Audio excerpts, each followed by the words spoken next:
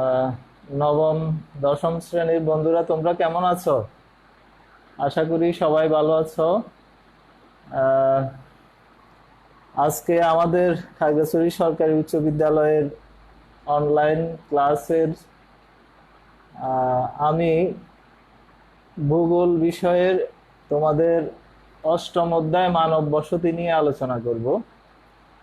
তো তোমরা সবাই বই নাও, অষ্টম অধ্যায়ে যাও, তারপরে সেখানে দেখো মানব বসতি অধ্যায়টা দেখো তোমরা, যে আমরা বসতি বলতে কি বোঝায়। সাধারণভাবে আমরা বুঝি যে যেখানে মানুষ বসবাস করে একসাথে সেটাকে বসতি বলে। তো আমরা বলতে পারি ভূগোলের ভাষায় একটা নির্দিষ্ট স্থানে মানুষ যখন স্থায়ীভাবে বসবাস করে এটাকে মানব বসতি বলে। তো মানুষ প্রকৃতির সাথে সেই আদিম যুগ থেকে সংগ্রাম করে আসছে। প্রকৃতির প্রতিকূল অবস্থাকে বা বিরূপ অবস্থাকে জয় করার জন্য এবং প্রকৃতির অনুকূল অবস্থাকে কাজে লাগানোর জন্য মানুষ বসতি স্থাপন করে। তো বসতি গড়ে তোলার জন্য পৃথিবীর বিভিন্ন দেশে বিভিন্ন ধরনের প্রাকৃতিক অবস্থা বিরাজমান। সেই প্রাকৃতিক অবস্থাকে কাজে লাগানো হয় এবং সেটাকে কাজে লাগিয়ে মানুষের সুবিধা মতো মানুষ বসতি গড়ে তোলে। সাধারণভাবে বসতি স্থাপনের কতগুলো নিয়ামক আছে, যে কোথায় কি ধরনের বসতি স্থাপিত হবে, কোথায় বসতি স্থাপিত হবে না, হবে কি হবে না, সেটা নির্ভর করে এই নিয়ামকগুলোর উপর। সেই নিয়ামকগুলো আমরা দেখি। প্রথমে আছে, 1 নম্বরে আছে ভূপ্রকৃতি। ভূপ্রকৃতি, তারপরে পানীয় জলের প্রাপ্যতা, পানীয় জলের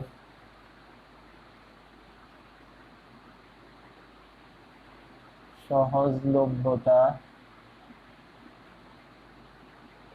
3, মৃত্তিকা।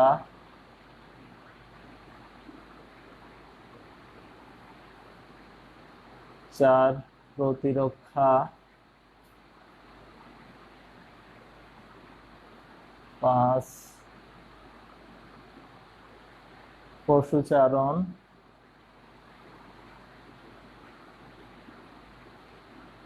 6, যোগাযোগ ব্যবস্থা।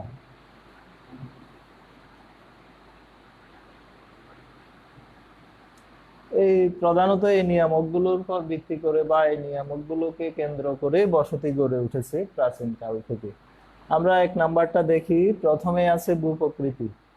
ভূপ্রকৃতি কি? ভূপ্রকৃতি তোমরা জানো সবাই, ভূপ্রকৃতি হলো কোনো একটা জায়গার বা কোনো একটা স্থানের ভূমির অবস্থা কেমন, অর্থাৎ সেখানে কি সমতল ভূমি বিরাজ করছে, নাকি মালভূমি, নাকি পাহাড় পর্বত, নাকি বনভূমি ইত্যাদি।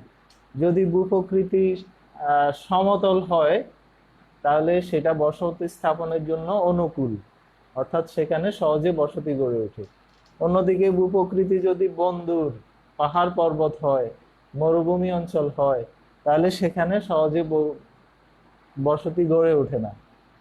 আমরা দ্বিতীয় পয়েন্টে আসি। এখানে আছে পানীয় জলের সহজলভ্যতা। পানীয় জল অর্থাৎ মানুষ সহ যে কোনো প্রাণীর, উদ্ভিদের বেঁচে থাকার জন্য প্রধান উপকরণ হচ্ছে পানি। পানি না থাকলে কোনো জীবই বাঁচতে পারে না। তো মানুষের বেলায় এটা আরো অনেক বেশি সত্য। যেখানে পানীয় জলের সহজলভ্যতা আছে, অর্থাৎ নদী, ঝর্ণা, তারপরে প্রাকৃতিক জলাধার, হ্রদ, এই সমস্ত স্বাদু পানির উৎসগুলো আছে প্রাচীনকালে, ওই সমস্ত জলেরকে কেন্দ্র করে, জলের উৎসকে কেন্দ্র করে বসতি গড়ে উঠেছে। 3 নম্বর পয়েন্টে আমরা দেখি মৃত্তিকা। মৃত্তিকা মানে হচ্ছে মাটির অবস্থা। মাটি কেমন? আমরা জানি পৃথিবীর সব অঞ্চলের মাটি একরকম না। কোথাও কংকরময়, কোথাও বেলে মাটি, কোথাও পলি মাটি, কোথাও দোআঁশ মাটি। তো সাধারণত যেখানে ফসল উৎপাদনের জন্য, কৃষিকাজের জন্য সহায়ক অনুকূল পলি মাটি পাওয়া যায়, সে অঞ্চলে বসতি গড়ে ওঠে এবং সেখানে সাধারণত পুঞ্জীভূত বসতি গড়ে ওঠে।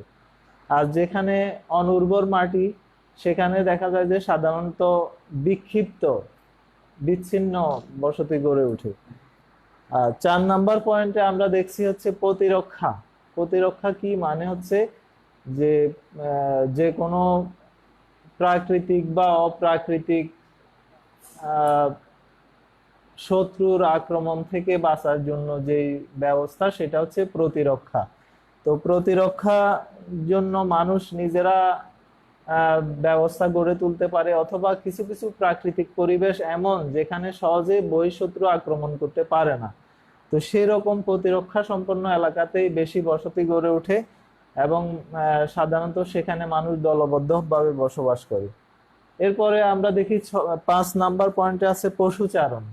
পশুচারণ মানে হচ্ছে যেখানে পশু চাষ চারণ বা চরানোর জন্য যথেষ্ট উন্মুক্ত ভূমি আছে এবং পশু পালন করা যায় সহজে, সেসব অঞ্চলেও বসতি গড়ে ওঠে। তবে সাধারণত পশু চালানোর জন্য অনেক জায়গার প্রয়োজন হয় এবং সেই জন্য সেখানে বিক্ষিপ্ত ধরনের বসতি গড়ে ওঠে। 6 দেখছি আমরা যোগাযোগ ব্যবস্থা। যোগাযোগ ব্যবস্থা হচ্ছে মানে মানুষ এক স্থান থেকে অন্য স্থানে তার প্রয়োজনে যেতে হয়, তো যেখানকার যোগাযোগ ব্যবস্থা ভালো সেই অঞ্চলে বসতি গড়ে ওঠার জন্য সহায়ক। সাধারণত প্রাচীনকাল থেকে বা নৌপথে বা নদীর মাধ্যমে মানুষ এক স্থান থেকে অন্য স্থানে সহজে যাতায়াত করেছে এবং নৌ চলাচলের সুবিধা যেখানে আছে সেখানে সহজেই বসতি গড়ে উঠেছে। এ হলো আমাদের বসতি স্থাপনের নিয়ামকগুলো। তোমরা তোমাদের বইতে দেখো 127 পৃষ্ঠায় এখানেও আলোচনা আছে, তোমরা এগুলো পড়ে নেবে। এরপরে আমরা দেখি আরেকটা বিষয়, সেটা হচ্ছে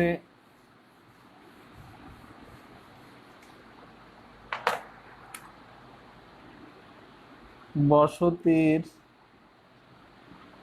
ধরন। বসতির ধরন, বসতির ধরন হলো এটা কোন ধরনের বসতি। বসতির ধরন আমরা 2 ধরনের বসতি দেখতে পারি। একটা হচ্ছে নগর বসতি,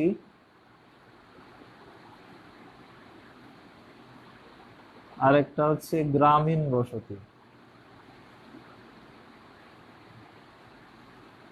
গ্রামীণ বসতি, তাহলে এই 2 ধরনের বসতি আমরা দেখি, নগর বসতি এবং গ্রামীণ বসতি। তো আমরা প্রথমেই গ্রামীণ বসতিটা নিয়ে একটু আলোচনা করি। গ্রামীণ বসতি সাধারণভাবে অনেকে যারা মানে ধারণার উপর বলে যে গ্রাম অঞ্চলে যে বসতি দেখা যায় সেটা গ্রামীণ বসতি। আসলে এই ধরনের বক্তব্য বা কথাটা সম্পূর্ণ ঠিক না। আমরা ভূগোল পড়ছি হিসাবে ভৌগোলিক একটা সংজ্ঞা আমরা এখানে দিব। আমরা বলবো না যে গ্রাম অঞ্চলে যে বসতি দেখা যায় সেটাই গ্রামীণ বসতি। তো আমরা ভূগোলের ভাষায় যদি বলি গ্রামীণ বসতি হচ্ছে সেই ধরনের বসতি যেখানে বসবাসকারী মানুষেরা, বেশিরভাগ মানুষ প্রথম পর্যায়ের অর্থনৈতিক কর্মকাণ্ডের সাথে জড়িত, বেশিরভাগ মানুষ। তাহলে প্রথম পর্যায়ের অর্থনৈতিক কর্মকাণ্ড বলতে আমরা কি বুঝি? প্রথম পর্যায়ের অর্থনৈতিক কর্মকাণ্ড প্রধানত কৃষি, মৎস্য চাষ, যেটা প্রকৃতির সাথে সরাসরি মানুষ ইন্টারাকশন করে, প্রকৃতির সাথে সরাসরি কাজ করে, সেটাকেই বলে প্রথম পর্যায়ের কাজ। তাহলে আমরা বলি গ্রামীণ বসতি হলো যে বসতিতে বেশিরভাগ মানুষ প্রথম পর্যায়ের কাজের সাথে জড়িত, সেই ধরনের বসতিকে বলে গ্রামীণ বসতি। গ্রামীণ বসতি বিক্ষিপ্ত বা বিচ্ছিন্ন বা গোষ্ঠীবদ্ধ বা রৈখিক এই ধরনের হতে পারে, সেগুলো নিয়ে আমরা পরে আরো আলোচনা করব বিস্তারিত। তো গ্রামীণ বসতির বৈশিষ্ট্যগুলো যদি আমরা দেখি তাহলে প্রথমে বলতে পারি গ্রামীণ বসতি কেমন। গ্রামীণ বসতি আমরা নির্মাণ উপকরণগুলো দিয়ে দেখে বুঝতে পারি। তোমরা বেশিরভাগই গ্রামে বাস করো, দেখো তোমাদের ঘরগুলো কেমন। বেশিরভাগ ঘরগুলো হয় কাঠ, মাটির দেয়াল বা বাঁশ বেতের বেড়ার বা টিনের চাল বা খড়ের চাল, এই জাতীয় নির্মাণ উপকরণগুলো দিয়ে তৈরি হয়। তারপরে হচ্ছে বসতিগুলোর মধ্যে আমরা দেখি থাকার ঘর, তারপরে হচ্ছে রান্নাঘর, গোয়াল ঘর, এগুলো আলাদা আলাদা থাকে। তারপরে বাড়ির মাঝখানে একটা উঠোন থাকে, তারপরে মানুষরা সাধারণত বলছি আগে যে প্রথম পর্যায়ের কাজ কৃষির সাথে জড়িত থাকে।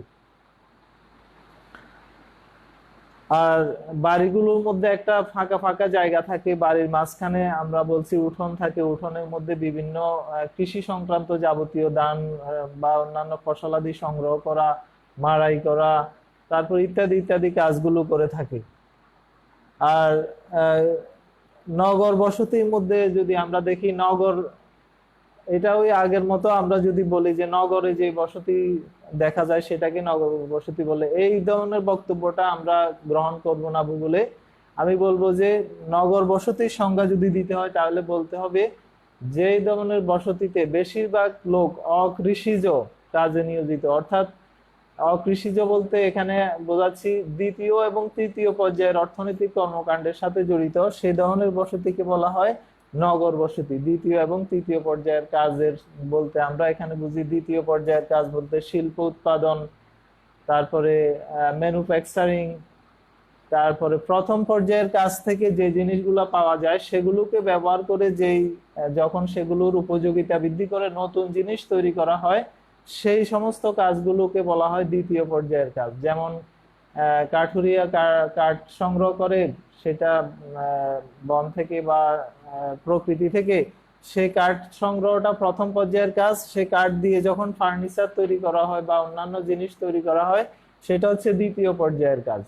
এরপরে দ্বিতীয় পর্যায়ের কাজ পরে আছে তৃতীয় পর্যায়ের কাজ, যেমন সেবামূলক কাজ, বিভিন্ন পেশা পেশা সংক্রান্ত কাজ, যেমন শিক্ষা, শিক্ষকতা, ডাক্তার, ইঞ্জিনিয়ার বা উকিল, আরো বিভিন্ন ধরনের পেশা, ছোটখাটো পেশা যেগুলো আছে সেগুলা। তারপরে হচ্ছে পরিবহন সংক্রান্ত কাজ, ব্যবসা বাণিজ্য, এই সব কিছু তৃতীয় পর্যায়ের কাজের সাথে সংশ্লিষ্ট। তাহলে যে আমরা বলতে পারি যে ধরনের বসতিতে বেশিরভাগ মানুষ দ্বিতীয় ও তৃতীয় পর্যায়ের অর্থনৈতিক কাজের সাথে জড়িত, সেই বসতিকে বলে নগর বসতি। তাহলে নগর বসতি এবং গ্রামীণ বসতি সম্পর্কে তোমরা তোমাদের বইতে পাবে, এটা এখান থেকে তোমরা পড়বে আরো বিস্তারিত। কারণ হচ্ছে একটা বিষয় শুনে তুমি কতদূর মনে রাখবে, এখানে তোমার সামনে বই আছে এবং তোমরা বই থেকে এখন চোখ বুলিয়ে নাও, এবং যখন অবসর পাবে রাতে তোমরা পড়তে বসবে তখন এগুলো নিয়ে আরো পড়বে। আচ্ছা, নগর বসতির আমরা কি কি বৈশিষ্ট্য দেখি? নগর বসতি যদি আমরা টাউন গুলোর দিকে, বড় বড় শহরগুলোর দিকে দেখি আমরা, তাহলে দেখব ওখানে অনেক বড় বড় অট্টালিকা আছে। সেই ঘরগুলো সাধারণত রড, সিমেন্ট, ইট এগুলো দিয়ে তৈরি হয়, গ্রামের মতো এরকম না। তারপরে সেই বাড়িগুলো, সেটা ছাড়াও সেখানে বড় বড় প্রশস্ত রাস্তা আছে। তারপরে অনেক সুযোগ সুবিধা, ফ্যাসিলিটিস, স্কুল, কলেজ, বিশ্ববিদ্যালয়, হাসপাতাল, ক্লিনিক, এগুলো প্রচুর সুযোগ সুবিধা আছে। বিনোদনের জন্য মানুষের ব্যবস্থা আছে নগর বসতিতে। তারপরে হচ্ছে এখানে প্রশাসনিক বিভিন্ন ভবন, অফিস, আদালত এগুলো দেখা যায়। তাহলে এ হলো আমাদের বসতির ধরন, গ্রামীণ বসতি এবং নগর বসতি। এরপরে আমরা যাব গ্রামীণ বসতির ধরন ও বিন্যাস। তোমরা এটা একটু দেখো তোমাদের বইতে, গ্রামীণ বসতির ধরন ও বিন্যাস।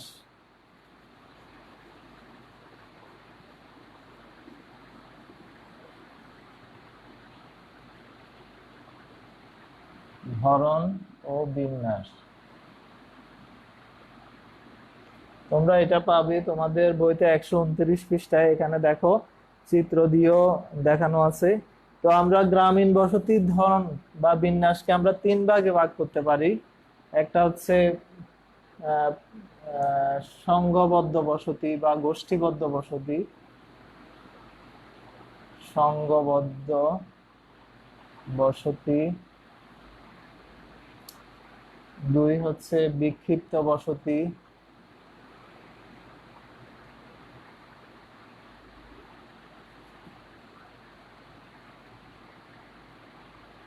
তিন হচ্ছে রৈখিক বসতি।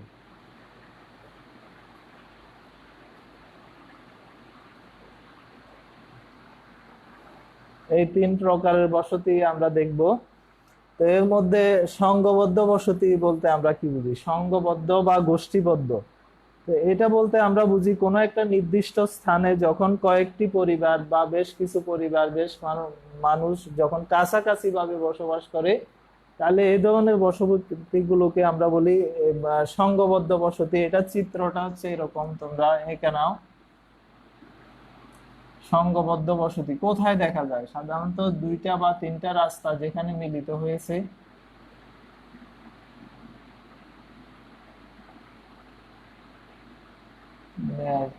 এখানে এই বসতি গুলা গড়ে ওঠে।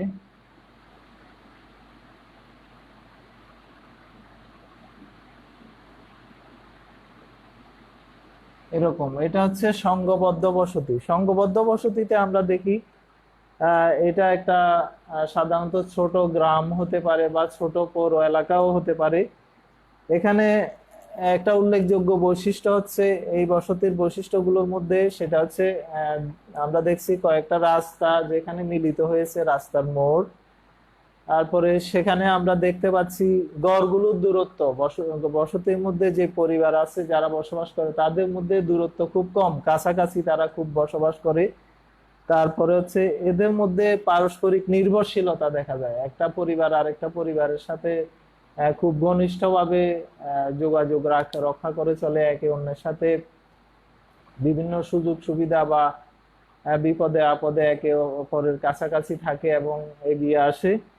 তারপরে আরো যে বৈশিষ্ট্যগুলো আমরা দেখি, তারা সাধারণত নিরাপত্তার জন্য একে অন্যের উপরও নির্ভর করে, এবং এই ধরনের বসতিগুলা কালক্রমে দেখা যায় যে নগর বা শহরে বা পৌর এলাকায় পরিণত হয় ধীরে ধীরে।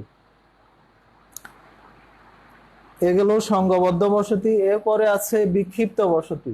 এই ধরনের বসতি চিত্র যদি আমরা দেখি, বিক্ষিপ্ত বসতি, বসতিগুলো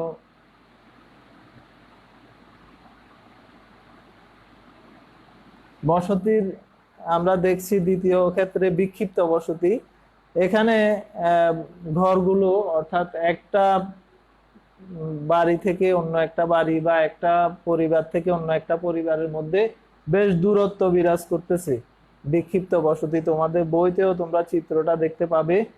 দেখা যায় যে সাধারণত কোথায় এ ধরনের বসতি, বিক্ষিপ্ত বসতি দেখা যায়? যেখানে মাটি সাধারণত মৃত্তিকা উর্বর না, যেখানে চারণভূমি, পশু চারণভূমি, হ্যাঁ, এই সমস্ত যেখানে কৃষিকাজের জন্য বেশি সহায়ক না, পশুপালন করে মানুষ জীবিকা নির্বাহ করে, এই ধরনের জায়গায় বিক্ষিপ্ত বসতি দেখা যায়।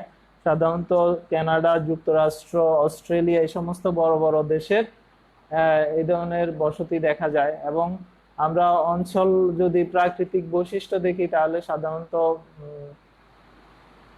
মালভূমি অঞ্চল, পার্বত্য অঞ্চল, হ্যাঁ, এইরকম অঞ্চলগুলোতে আমরা এই ধরনের বসতি দেখি। এখানে বৈশিষ্ট্য আছে কতগুলো, যেমন দুটি গৃহ বা বসতির মধ্যে যথেষ্ট ব্যবধান থাকে, অতি ক্ষুদ্র পরিবারভুক্ত বসতি, এবং তাদের মধ্যে আরেকটা বৈশিষ্ট্য হচ্ছে অধিবাসীদের সামাজিক এবং অর্থনৈতিক বিচ্ছিন্নতা। একটা পরিবার একটা পরিবারের সাথে বেশি নির্ভরশীল না, একটার সাথে একটা থেকে একটার অনেক দূরত্ব বিরাজ করে।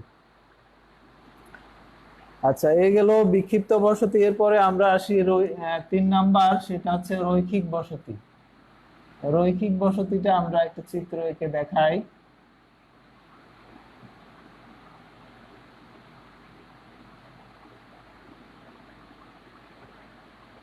রৈখিক বসতি আমরা এখানে দেখতে পাচ্ছি একটা নদী।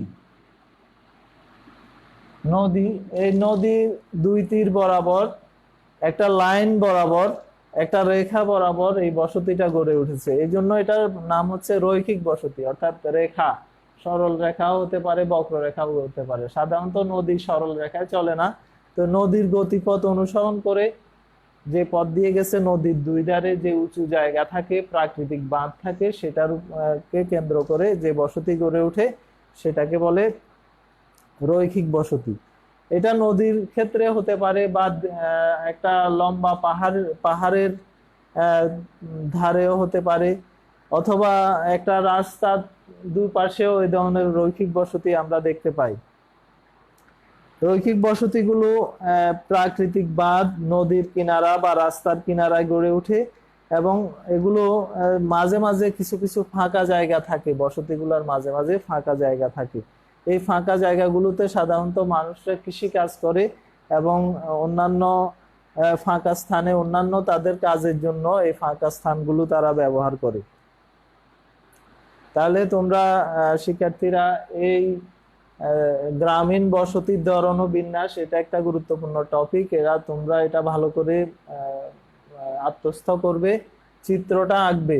চিত্র তোমাদের জন্য খুবই জরুরি। অনেক সময় চিত্র এঁকে পরীক্ষার মধ্যে আসে, চিত্র দিয়ে প্রশ্ন, এবং তোমরা চিত্র অনুসারে সেটাকে আইডেন্টিফাই করবে, চিহ্নিত করবে এবং বৈশিষ্ট্যগুলো লিখতে পারবে।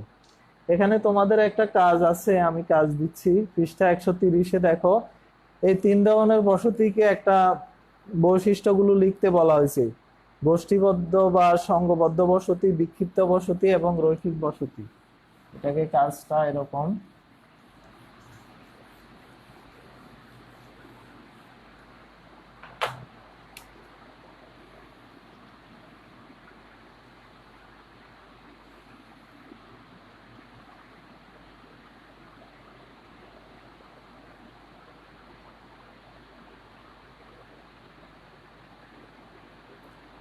সংঘবদ্ধ বা গোষ্ঠীবদ্ধ বসতি, বিক্ষিপ্ত বসতি,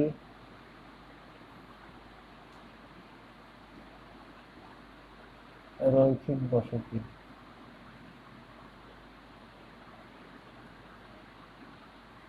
তাহলে এখানে তোমরা 5টা করে বৈশিষ্ট্য লিখবে প্রত্যেকটার, এবং আমি এর মধ্যে আলোচনা করেছি, এবং তোমরা তোমাদের বই পড়লে সেখানেও অনেক বৈশিষ্ট্য পাবে, বৈশিষ্ট্যগুলো লিখবে। যেমন এখান থেকে 1 2 3 4 5, 5টা বৈশিষ্ট্য, এখান থেকে 5টা বৈশিষ্ট্য,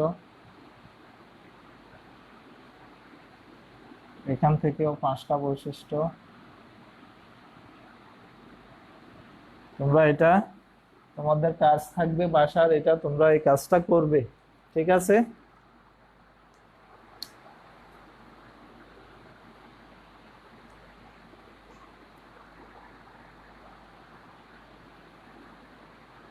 আচ্ছা, আমি মুছে দিলাম, তোমরা এই কাজটা করবে, তোমাদের বাসায় কাজ থাকলো এটা।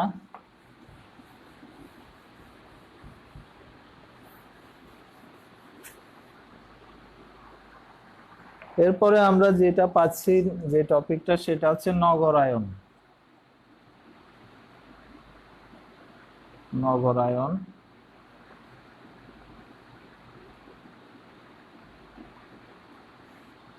নগরায়ন মানে হচ্ছে নগরে রূপান্তরিত হওয়া বা নগরে পরিণত হওয়া। এটা 2টা পদ্ধতিতে হতে পারে। গ্রামীণ এলাকা যখন বিভিন্ন তার গ্রামীণ বৈশিষ্ট্য হারিয়ে নগরের বৈশিষ্ট্য লাভ করে, অর্থাৎ বেশিরভাগ মানুষ অকৃষির সাথে নিয়োজিত হয়ে যায় এবং জনসংখ্যার ঘনত্ব যদি নগরের হওয়ার উপযোগী হয় এবং সেই অনুযায়ী যদি একটা নগরের কর্তৃপক্ষ গড়ে ওঠে এবং তারা যদি বিভিন্ন ফ্যাসিলিটি যদি মানুষকে দিয়ে থাকে, একটা নগর গ্রাম ধীরে ধীরে, একটা গোষ্ঠীবদ্ধ গ্রামীণ বসতি ধীরে ধীরে নগরে পরিণত হতে পারে। এটা একটা নগরায়ন। আবার কোন একটা নগরের আশেপাশে অঞ্চল সম্প্রসারিত হয়েও নগরায়ন বৃদ্ধি পেতে পারে, অথবা গ্রাম থেকে অনেক মানুষ, দলে দলে মানুষ নগরে এসে গেলে নগরের জনসংখ্যা বেড়ে যায় এবং আমরা বলতে পারি নগরায়ন বেড়ে গেছে। আচ্ছা, যাই হোক, তো নগরায়ন সেই প্রাচীন কাল থেকেই হয়ে আসছে। এটাকে আমরা বলতে পারি এরকম: প্রথমে মানুষ সংগ্রহ, অর্থাৎ প্রকৃতি থেকে বিভিন্ন জিনিস সংগ্রহ করে তাদের প্রয়োজন মিটিয়েছে। তারপরে হচ্ছে তারা দ্বিতীয় পর্যায়ে স্থায়ীভাবে বসবাস করেছে এবং এভাবে গ্রাম বা গ্রামীণ বসতি গড়ে উঠেছে। তার তৃতীয় পর্যায়ে গিয়ে নগরে পরিণত হয়েছে বা নগর সৃষ্টি হয়েছে। তো এরপরে আমরা নগরের শ্রেণী বিভাগ দেখি। নগরকে আমরা অনেকগুলো শ্রেণীতে ভাগ করতে পারি, বিভিন্ন ধরনের নগর আছে।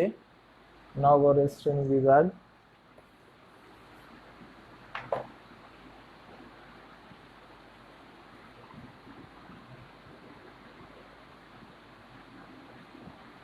শ্রেণী বিভাগ বিভিন্ন ধরনের নগর আছে। আমরা প্রথমেই দেখি হচ্ছে সামরিক ক্রিয়াকলাপ ভিত্তিক নগর।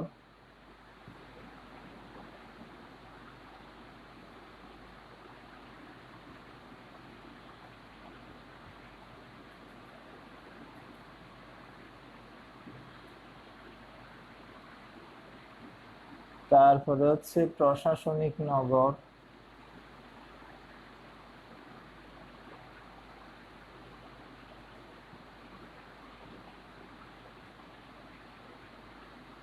তারপরে আছে শিল্প ভিত্তিক নগর।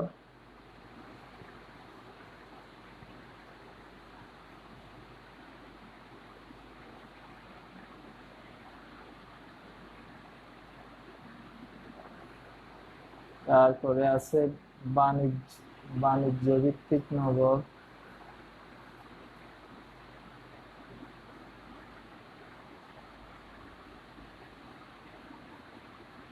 তারপরে হচ্ছে সাংস্কৃতিক ক্রিয়াকলাপ ভিত্তিক নগর।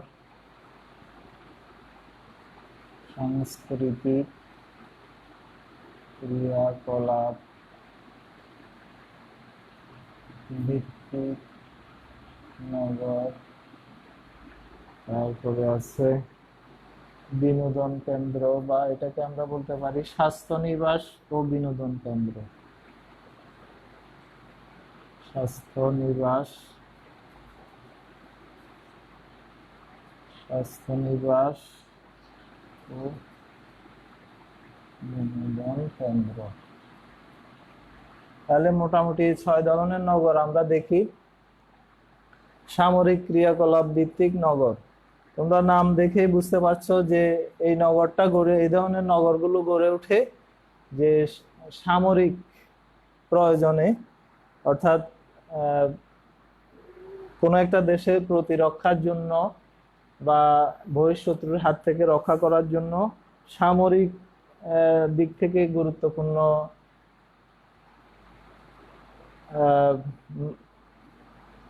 সামরিক বিভিন্ন স্থাপনা বা নৌ ঘাঁটি ইত্যাদি গড়ে তোলে মানুষ। এবং কোনো রাষ্ট্র যখন বা কোনো একটা রাষ্ট্রের পতনের পর থেকেই সামরিক কার্যকলাপ অনেক বেড়ে গেছে।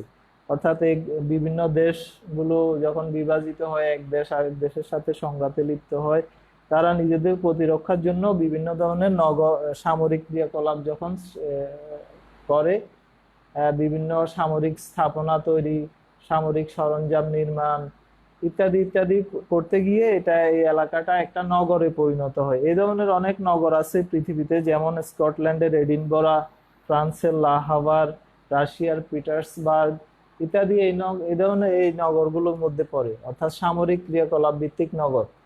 এরপরে আছে প্রশাসনিক নগর। প্রশাসন অর্থাৎ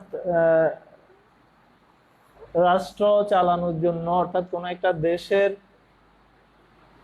পরিচালনার জন্য যে সমস্ত কর্মকাণ্ডগুলো করা হয় সেগুলো হচ্ছে প্রশাসনিক কর্মকাণ্ড। যেমন আমরা দেখি রাষ্ট্র তার বিভিন্ন প্রশাসনিক কাজের মধ্যে আছে আইন শৃঙ্খলা রক্ষা করা, তারপরে আইন প্রণয়ন, তারপরে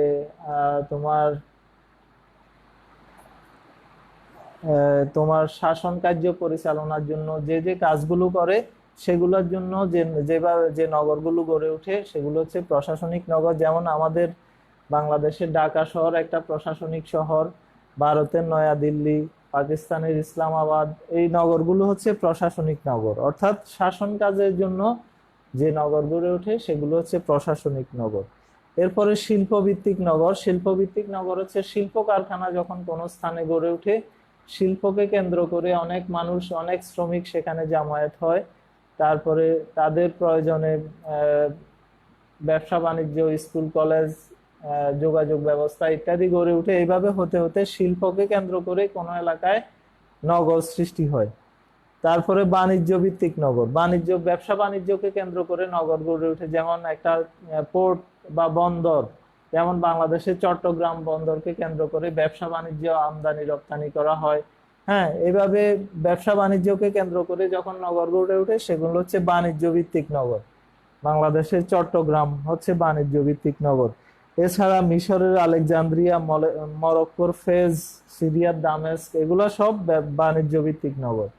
তারপর হচ্ছে সাংস্কৃতিক ক্রিয়াকলাপ ভিত্তিক নগর। সাংস্কৃতিক ক্রিয়াকলাপ বলতে এখানে মানুষের বিভিন্ন রকম সাংস্কৃতিক ক্রিয়াকলাপের মধ্যে আছে, যেমন আমরা যেগুলো দেখি সিনেমা, নাটক, থিয়েটার, এছাড়া শিক্ষা শিক্ষা তারপরে ধর্মীয় কার্যক্রম, এগুলোকে কেন্দ্র করে যেই নগরগুলো হয় সেগুলো হচ্ছে সাংস্কৃতিক ক্রিয়াকলাপ ভিত্তিক নগর। যেমন ধর্মীয় অনেক মহাপুরুষের জন্মস্থান বা তাদের কর্মভূমি, একে কেন্দ্র করেও অনেক নগর গড়ে ওঠে, যেমন মক্কা, মদিনা, তারপরে আজমির, গয়া, বানারসি, এগুলো হচ্ছে আহ, ধর্মীয় কেন্দ্র, ধর্মীয় আহ, কারণে গড়ে ওঠা নগর। এছাড়াও আহ, চলচ্চিত্রকে কেন্দ্র করে ভারতের বোম্বে বা মুম্বাই, আহ, আমেরিকা যুক্তরাষ্ট্রের হলিউড, এগুলো হচ্ছে চলচ্চিত্রকে কেন্দ্র করে গড়ে ওঠা নগর। তারপরে আরো এক ধরনের নগর আছে যেগুলো স্বাস্থ্য নিবাস বা বিনোদন কেন্দ্র। এই ধরনের নগরগুলো সাধারণত দেখা যায় যে বিশেষ বিশেষ জায়গা, পৃথিবীর স্থান, মানুষ যেখানে গিয়ে শান্তি লাভ করে, বা স্বাস্থ্যকর স্থান, সেই স্বাস্থ্যকর স্থানে মানুষ বেড়াতে যায়, দেখতে যায়, ঘুরতে যায়, এভাবে হতে হতে ওখানে একটা নগর সৃষ্টি হয়। যেমন বাংলাদেশের কক্সেস বাজার, কক্সেস বাজারে মানুষ ঘুরতে যায় এবং সেখানে এই নগরটা গড়ে উঠেছে বিনোদন কেন্দ্র হিসাবে। ভারতের পুরী, যুক্তরাষ্ট্রের মিয়ামি বা হনলুলু, এই সমস্ত বিনোদন কেন্দ্র ভিত্তিক বা স্বাস্থ্য নিবাস ভিত্তিক নগর। তো তোমরা এখানে দেখলে নগরের শ্রেণী বিভাগ। তোমরা এখান থেকে এই 6 ধরনের নগর কেন গড়ে উঠে বা এদের উদাহরণগুলো পড়বে, কোনটা কোন ধরনের, কোন নগরটা কোন ভাগে পড়ে, এগুলো তোমাদের বহু নির্বাচনীর জন্য আসবে, সৃজনশীলেও আসতে পারে। এরপরে আমরা সর্বশেষ যেটা আলোচনা করব সেটা হচ্ছে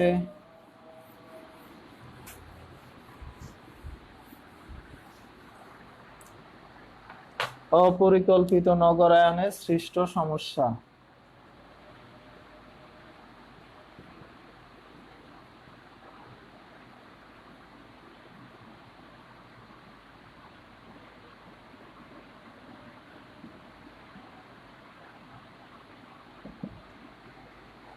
আমরা দেখি নগর বিভিন্নভাবে হতে পারে।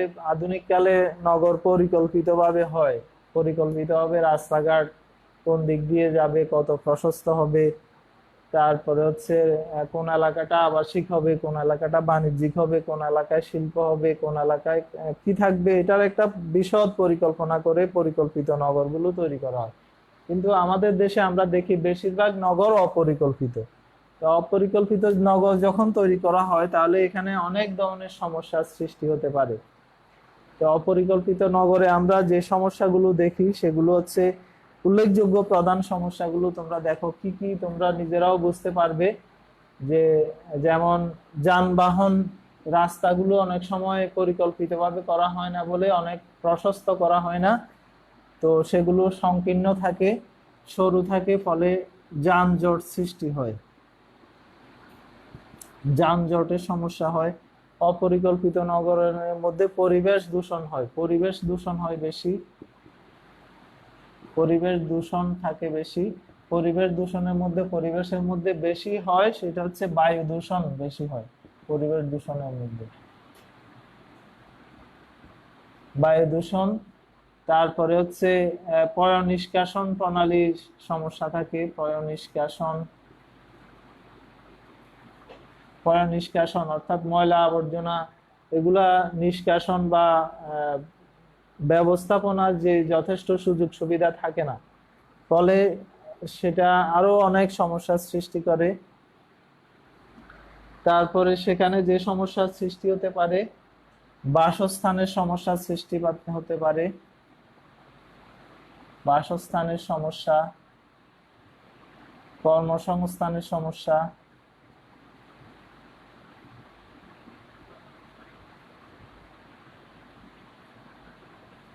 তারপরে তোমার বর্জ্য সংক্রান্ত সমস্যা,